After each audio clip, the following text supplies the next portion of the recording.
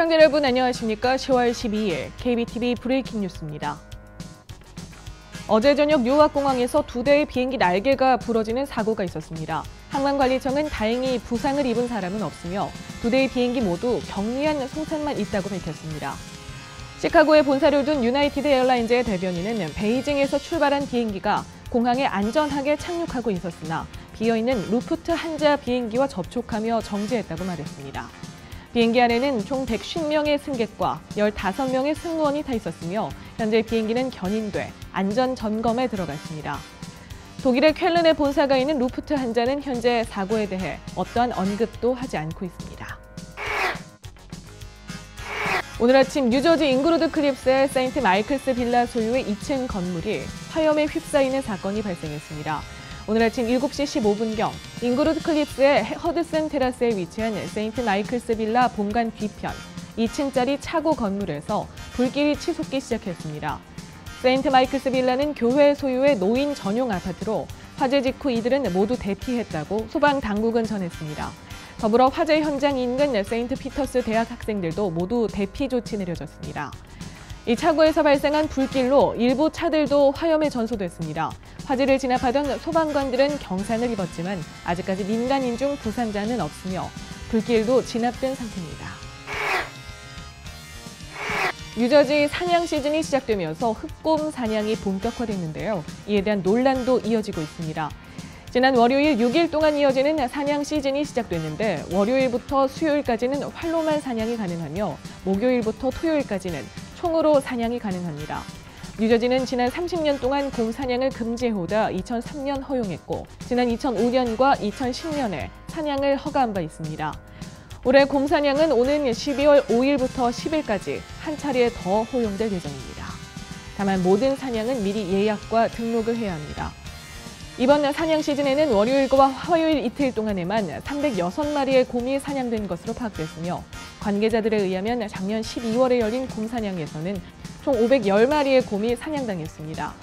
사냥 전문가들과 주 야생보호국은 곰의 개체수가 많아지면 자연에서 먹을거리를 다 충당하지 못한 곰들이 먹을거리를 찾아 마을까지 내려온다며 곰 사냥은 야생보호와 주민의 안전을 위해 꼭 필요한 계획이라고 말했습니다.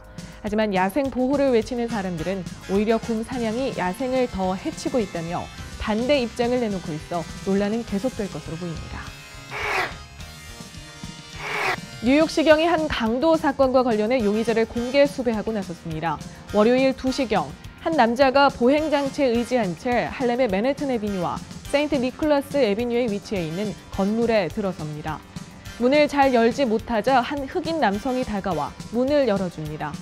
호의로 보이지만 곧이어 이 흑인 남성은 보행장치를 하고 있어 무방비인 남성을 밀친 뒤 피해자의 목에서 금목걸이를 훔쳐 달아납니다. 가해 남성은 약 5피트 10인치의 신장에 200파운드의 체격으로 그는 범행 당시 태닝 모자와 하얀색 스니커즈를 착용하고 있었습니다. 뉴욕시경은 이 남성과 관련해 신고 전화를 받고 있습니다. 뉴욕시경이 지난 5일 오후 맨해튼에서 운행 중이던 4번 지하철에서 11세 남자아이를 밖으로 내던지려 하던 남성을 쫓고 있습니다. 경찰은 이날 오후 3시 20분경 이 남성이 남행선 4번 지하철에서 11세 소년을 들어 올린 뒤 전동차 사이에서 아이를 밖으로 내던지려 하는 자세를 취했다고 밝혔습니다. 경찰은 용의자를 6피트의 신장을 가진 30대 흑인 남성으로 추정 중이며 몽타주를 공개해 그를 추적 중에 있습니다.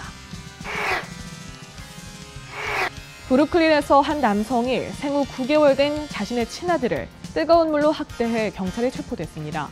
경찰은 지난 일요일 아침 26세 남성 앤드레 메이든이 자신의 집 욕조에서 9개월 된 아기를 뜨거운 물로 학대했다고 밝혔습니다. 이 남성은 우는 아이를 잡은 뒤 계속해서 뜨거운 물을 아기에게 부은 것으로 드러났습니다. 결국 아기는 살갗이 떨어져 나갔고 몸의 35% 이상이 화상을 입어 치료 중입니다.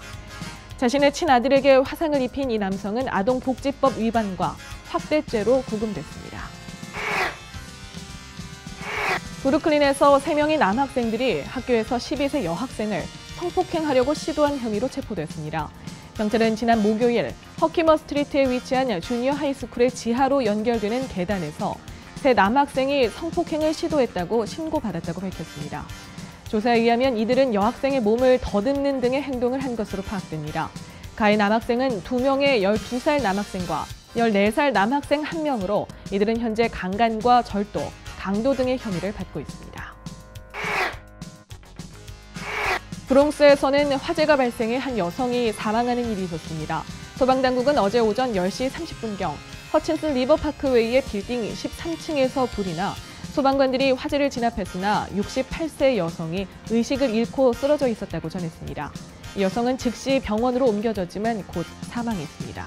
특히 당국은 이번 화재가 요리 도중 여성이 자리를 비우면서 발생한 것으로 파악됐다고 밝히고 부주의한 불 사용이 목숨까지 앗아갈 수 있다는 것을 보여주는 사례라며 불을 안전하게 사용할 것을 다시 한번 강조했습니다. 브루클린의 한 공사 현장에서 기중기 사고가 발생해 한 남성이 사망하는 안타까운 일이 있었습니다. 사고는 어제 오후 1시 20분경 보럼힐의 61 본드 스트리트 호텔 건설 현장에서 43세 남성이 기중기에서 내리던 중 기중기의 고리가 풀리면서 발생했습니다. 피해 남성이 타워 크레인에서 내리자마자 철제 고리가 떨어지면서 60피트 위의 기중기가 남성 위로 떨어졌습니다. 이 사고로 남성은 자리에서 사망했습니다. 피해 남성은 브롱스에 거주하는 것으로 알려졌으며 현재 경찰은 공사 현장을 조사하고 있습니다. 한편 사고가 난 건물은 13층 높이의 호텔로 오는 2018년 완공을 목표로 공사 중이던 것으로 알려졌습니다. 힐러리 클린턴에 대한 폭로를 예고해왔던 어센지가 본격 폭로에 들어갔습니다. 폭로 전문 사이트 위키리스크가 어제 힐러리 클린턴 미국 민주당 대통령 후보 측에 이메일을 추가 폭로했습니다. 이메일에는 클린턴 캠프의 언론 대응 전략과 정부 및 기업 간 유착 관계, 민주당 경선 경쟁자였던 버니 샌더스 상원 의원에 대한 공격 전략 등 현재 클린턴의 불리한 내용이 다수 담겨 논란의 여지가 될 전망입니다. 위키리스크는 월요일부터 포데스타의 이메일을 연달아 3차례 폭로해 지금까지 총 이메일 5,300여 건이 공개됐습니다. 위키리스크는 포데스타 이메일을 총 5만 건 보유하고 있다고 밝혀 추가 폭로될 가능성도 열려있는 상황입니다. 10월 12일 수요일 KBTV 브레이킹 뉴스 마칩니다. 뉴스투데이는 오늘 밤 9시에 방송됩니다. 시청해주신 여러분 고맙습니다.